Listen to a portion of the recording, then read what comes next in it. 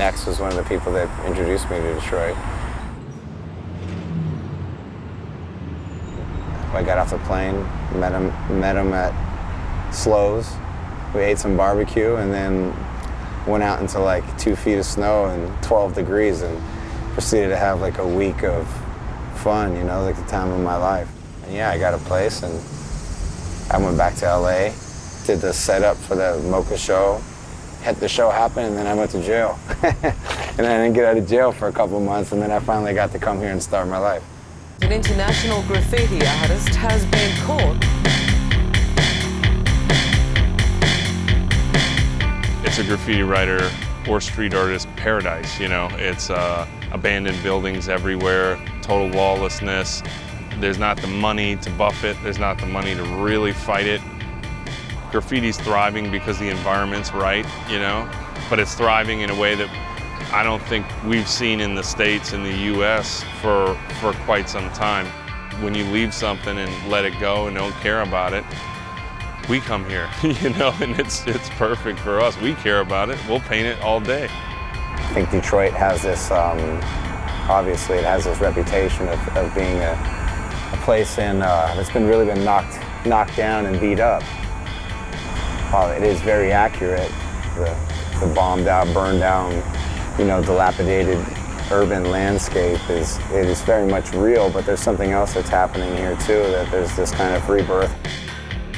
Out of this like wreckage, I sample these little bits and pieces of color that, you know, that I think that the work that I've been making here, it's kind of is about that story here in Detroit. You know, there's a big energy with a lot of young people coming here, trying to rebuild and trying to create a new world for themselves and for people like themselves, and it's awesome, you know, it's joyous. It's just, it feels like anything's really possible here. It's a real kind of clean slate, like it's not, you know, overly regulated, and you feel free here. The same guy that has a show downstairs at Jesse's building right now. Oh yeah. Did you see that? Yeah. He just painted this portrait of Nekst right here. And he did it. Nekst is almost always silver, black, red, and white. Those are literally the only colors he used. So he stayed true to Nekst's palette and used and it's actually his paint. I feel it's really important to keep his name alive and to honor him the way that he deserves to be respected and honored, you know, because he had a tremendous impact on our lives, and he was a good friend. He was a rad person.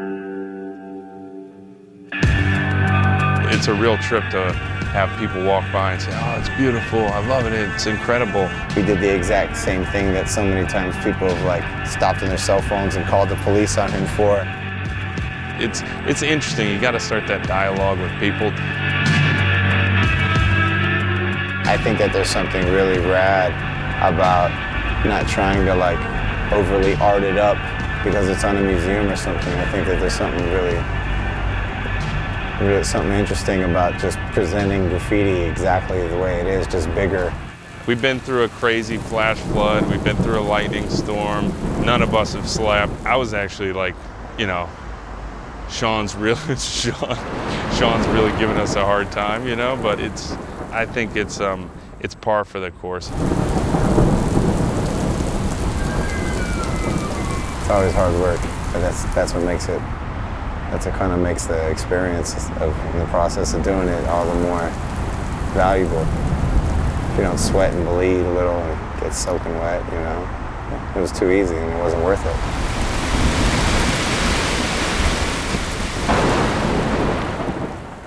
This isn't far from what everybody's doing every night, you know, or has been doing or will be doing.